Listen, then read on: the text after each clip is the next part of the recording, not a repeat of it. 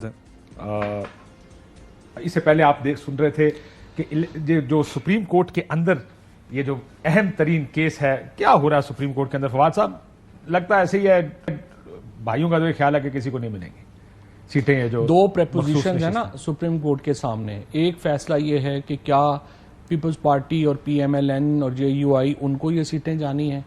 ایک سوال یہ ہے. پھر دوسرا سوال یہ ہے کہ اگر ان کو نہیں جانی تو کس کو جانی ہے؟ کیا پی ٹی آئی کو جانی ہے یا میرا یہ خیال ہے جو ساری پروسیڈنگز چونکہ ہم نے دیکھی ہیں، مجھے لگتا ہے کہ پہلے کوسچن کے اوپر تو کورٹ یونینیمس ہے. صرف جسٹس فائز عیسیٰ صاحب نے ریمارکس دیے ہیں کہ یہ سیٹیں جو ہے وہ انہی کو جانی چاہیے. اس کے علاوہ ایک بھی جج نے یہ بات نہیں کی ہے. سو میرے خیال میں سپریم کورٹ یونینیمس ہے کہ یہ سیٹیں پیپلز پارٹی اور نون کو تو نہیں جا سکتی. جو سیکنڈ کوسچن ہے کہ کیا یہ پی ٹی آئی کو جانی چاہیے یا سنی اتحاد کو جانی چاہیے، اس کے اوپر ضرور ایک ڈویژن جو ہے وہ نظر آ رہی ہے.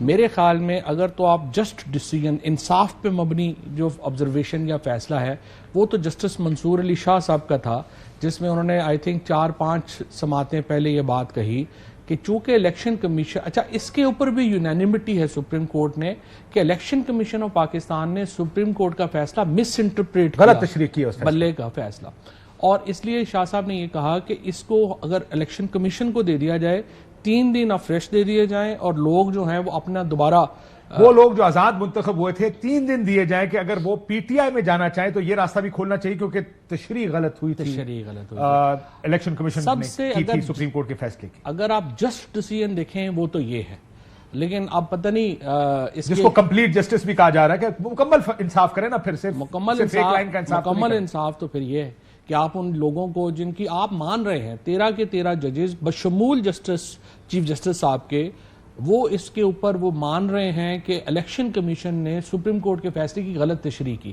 اگر سپریم کورٹ کے فیصلے کی غلط تشریح الیکشن کمیشن نے کی تو پھر اس کی سزا لوگوں کو یا پی ٹی آئی کو کیوں ملے؟ اس لیے اس کو تو پھر آپ کو کمپلیٹ جسٹس کرنا چاہیے.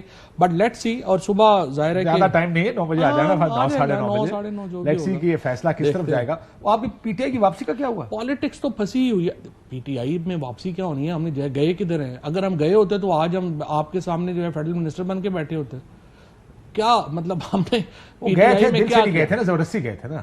کوئی نہیں گئے تھے ہم، گئے بھی کوئی نہیں تھے، چھوڑا بھی کوئی نہیں تھا. جو کچھ یہاں پہ ہوا ہے پنجاب میں، اسپیشلی اسلام آباد میں، باقی علاقوں میں شاید اس طرح سے لوگوں کو نہیں اس طرح سے گزرے. یہاں پہ تو لوگوں کے ساتھ ہوا ہے، جو ہوا ہے وہ آپ کے سامنے ہی ہے، اور آسان ڈیل ہے. آپ چلے گئے، چھوڑ دیں، کوئی ایسا مسئلہ نہیں. لیکن آپ کو لگ رہا ہے کہ سپیس کھل گئی ہے؟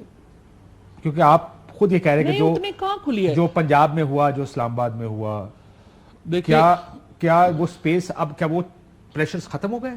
میں سنتا ہوں نا کہ جی اب حالات بہتر ہو گئے ہیں تو جی لوگ آ گئے ہیں.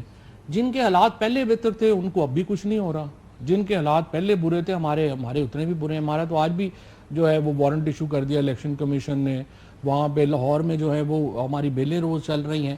سو ایشو یہی ہے کہ جن کے حالات پہلے بہتر تھے ان کے اب بھی بہتر ہیں، جن کے برے تھے ان کے اب بھی برے ہیں. بے شمار لوگ تو اگر آپ کہہ رہے ہیں حالات برے، فواد صاحب کل اگر آپ کو اٹھا کے لے گئے، پھر تشدد کیا، پھر چھوڑ دیں گے پی ٹی آئی؟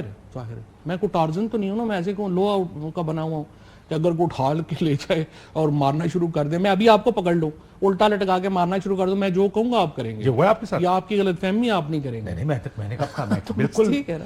سپر مین تو میں بالکل ہی نہیں. سپر مین تو نہیں ہے نا، یہ تو وہی بیٹھا ہوا ہے جو بندہ لندن. تو آپ یہ کہہ رہے ہیں کہ اگر دوبارہ یہ اگر میرے ساتھ ہوا تو میں دوبارہ چھوڑوں؟ جی ظاہر ہے، کیا کریں گے. تو پھر جا کیوں رہے ہیں؟ پھر اس ٹائم کا انتظار کریں جب یہ اس کی نوبت ہی نہ ہے. ابھی ٹائم دیکھتے ہیں نا، ابھی ٹائم بدلنا بھی ہوتا ہے نا، کوشش بھی تو کرنی ہوتی ہے ٹائم بدلنے کی.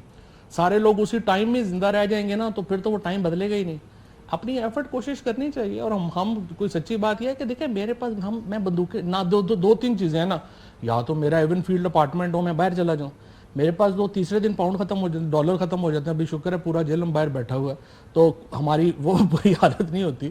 لیکن ہم باہر نہیں جا سکتے، ہمارا کچھ ہے ہی نہیں باہر. ہم بندوقیں اٹھا کے جو ہے وہ پہاڑیوں پہ نہیں چڑھ سکتے، ہماری کیپیسٹی نہیں ہے.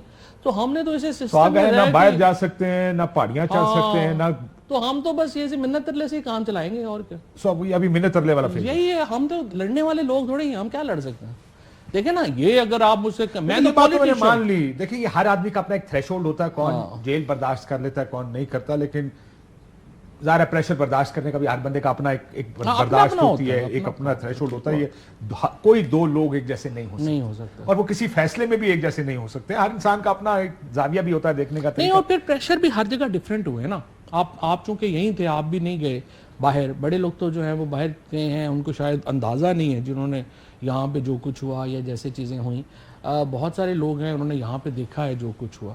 سو وہ لیکن مجھے اگر آپ کو مشورہ پنجاب دینا میں پڑے، ہوا. میں کہوں یار کل دوبارہ اگر کوئی آپ کے پاس آ جائے، اس سے بعید تو کچھ میں نے نہیں ہے. آپ سے یہی دیکھیں میں اب سیاسی ذرا تجزیہ کریں، بڑا زور لگا کے تحریک انصاف توڑی گئی. زور لگا نا، وہ شٹل سروس چل رہی تھی. ٹوٹی تو نہیں. شٹل سروس تو چل رہی تھی نا، جیل سے آؤ، پریس کانفرنس کرو، خداحافظ کرو، نامے کی مذمت کرو، گھر جاؤ اور کہیں کہ ہم سیاست چھوڑ رہے ہیں، ہم پارٹی چھوڑ رہے ہیں. اتنا زور لگا کے اگر اتنی محنت سے پارٹی توڑی گئی تھی تو اتنا آسان ہے کہ وہ آپ کو واپس آنے دیں گے؟